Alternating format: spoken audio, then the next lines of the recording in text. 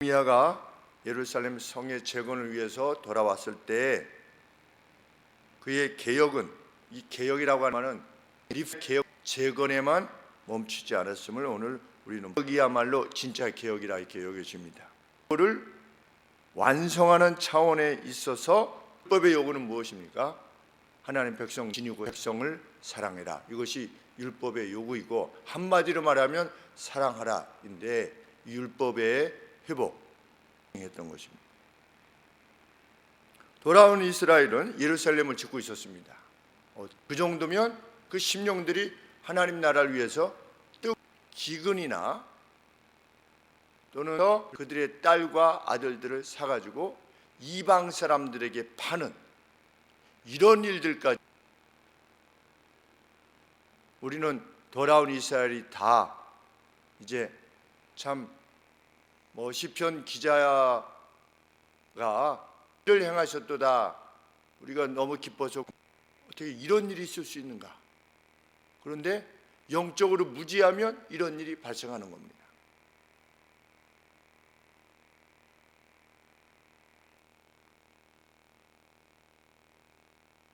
(2절) (3절에) 보시면 기근으로 인해서 어려움에 직면해 가지고 가나안의 자녀들을 내어줘야만 했습니다.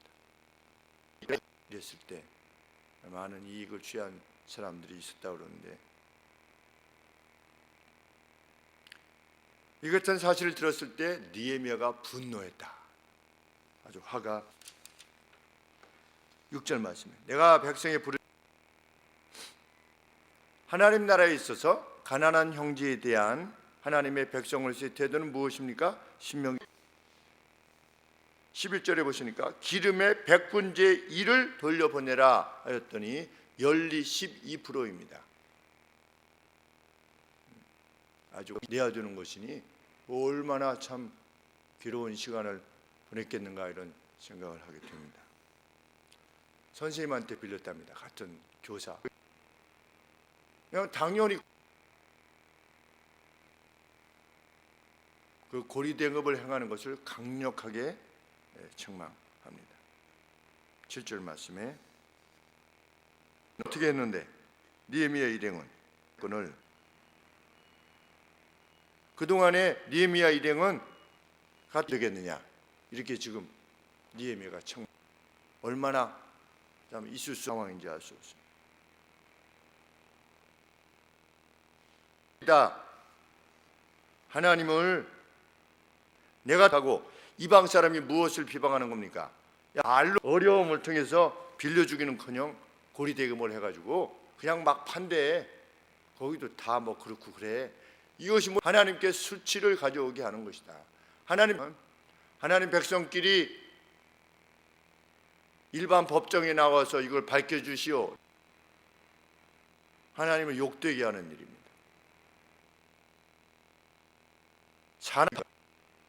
그가 좀 잘못,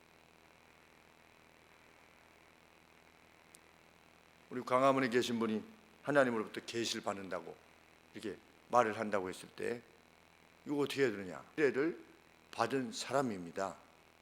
그분을 어떻게 해야 되는지 위해서 기도해야 되는 겁니다. 믿지 않는 사람은 이것이, 오늘 성경 공부하는데 우리 정말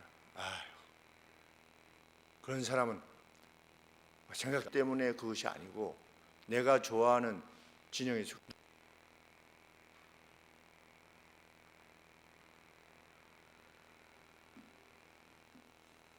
느헤미야 무엇을 행했다고 합니까? 10절에 나와 내 형제와 종자 백성들에게 계속 빌려주고 있었다는 것을 알게 됩니다. 돌려받지 못한 것일 수 있습니다. 몇 년 지나면. 그래서 그들에게 속했던 것들, 가수원 같은 거, 밭, 집 이런 것들은 돌려주고 까지 돌려보냅시다. 그들이 놀랍게도 느헤미야의 제안을 받아들였다. 여호와를 찬송하고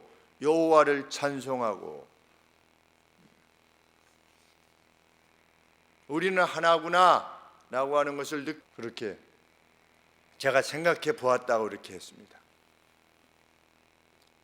얼마나 있을까? 누구에게나 마찬가지입니다. 신기할 정도로 기억하죠. 범주입니다.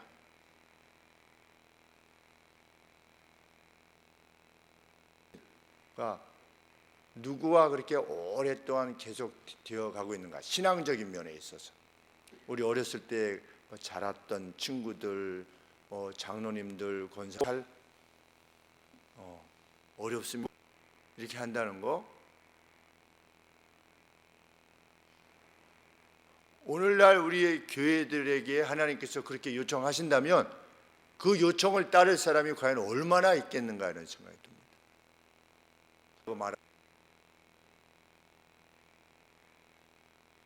우리 수장절 때 고아, 객, 나그네, 이방인들을 위해서만 그들도 그것이 다 있었겠죠.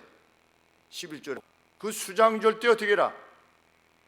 가져와서 주라. 주기 위해서 가져와라. 이렇게 말씀하셨을 때 오늘날 그게 무엇입니까? 추수감사주일이죠. 추수감사주일 때서 위해서 함께 공동에 행할 수 있는 사람이 오늘날의 교회, 현대 교회에 있어서 안타깝게도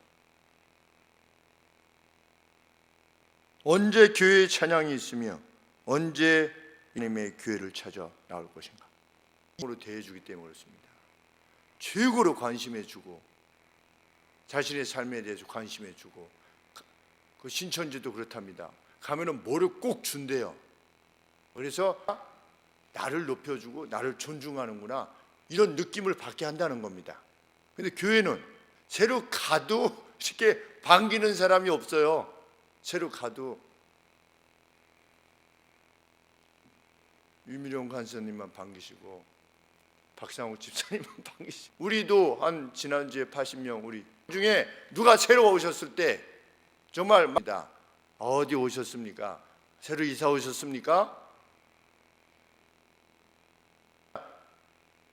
이렇게만 해도 그러게 20몇 년째가 됐는데 그렇게 한 사람이 별로 없어요. 그렇게 하는 와서 무슨 가족됨을 느끼 교회에 대해서 이렇게 분들이죠. 원하신 분들이 하는 얘기가 뭐냐면 너무 우리를 자주 할 필요는 없지만 그냥 기존의 성도님들하고만 대화하고 목사가 이럴 수 있습니까? 없지 않습니까? 그것은 왜 목사니까 그런 것이 아니고 누가 이렇게 새로 나왔을 때 저분은 어떤 영적으로 가지고 여기구나 여기도 하나님께서 나를 우리가 그 가족됨이 과연 얼마나 있는가. 근데 여기는 뭐라고 하는가? 자기 것을 빌려주라. 그리고 누가 팔렸으면 자기도 누가 그렇게 하겠는가? 옆에 헌금하신 분이 처음 나왔습니다. 그래서 많고 적음을 떠나서 우리가 하나님께 우리 형제와 자매들을 위해서 주라라고 했을 때 우리가 다른 일들을 위해서는 할 수 있지 않습니까? 자녀들을 고칠 때 어떤 어려움 해낸 부분에 대해서 내가 그것을 또 갚아 나간다든지 이렇게 합니다. 이렇게까지는 못하는 겁니다. 돌려줍시다. 같은 하나님 백 이전에도 그리고 북이스라엘도 그것 때문에 멸망했고 있었으나 율법이 요구하는 바 사랑은 없었던 겁니다. 그런데 느헤미야의 이 외침이 그들의 그 깨어남을 줌에 있어서 느헤미야의 솔선수범이 자리하고 있었다는 것을 우리는 기록을 통해서 보게 됩니다. 그는 자신에 대해서 밝힙니다. 유다 총독으로 있었던 12년간 나와 나의 친족이 전임자들에게 나는 그렇게 하지 아니하였다. 그들에게 빵과 포도주를 요구하지 아니하였다. 15절 말씀에 나는 예루살렘 성벽 것입니다. 16절 말씀에 기근을 이용해서 그 옷도 아니하였다.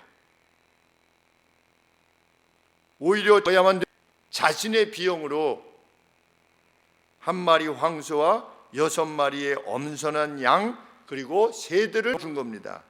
왜 그렇게 할 수밖에 없던 그 노예의 상태가 그 하나님 백성이 보고 그들을 기쁘게 하고 만족시키고자 했다는 것입니다.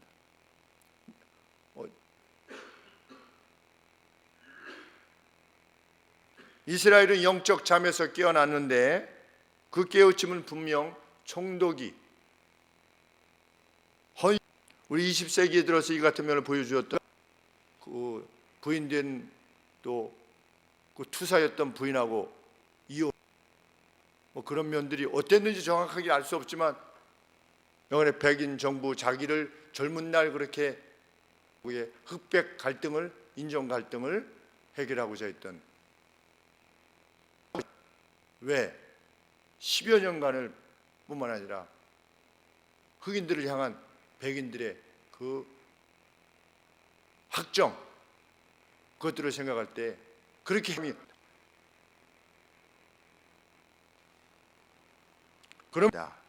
그리고 내가 그렇게 했더니 백성들이 따라왔다. 이렇게 자신의 소원을 들으셔서 하나님 나라에 구하지 않았습니까? 이전에도 가기 전에도 하나님 앞 똑같은 언급이 있지 않습니까? 하나님 나라에 두니까 경건을 이익의 재료로 여기는 자가 아닌 것입니다. 교회 성도를 대상으로 이익의 재료로 삼는 것이 아닌 것입니다. 누가 음식점을 하는데 하나님 백성으로서 마땅히 행할 바가 아닐 것입니다. 오히려 성도란 하시는구나 이때가 도라고 하시는 그래서 수장절 때 주라 했던 것입니다. 주라.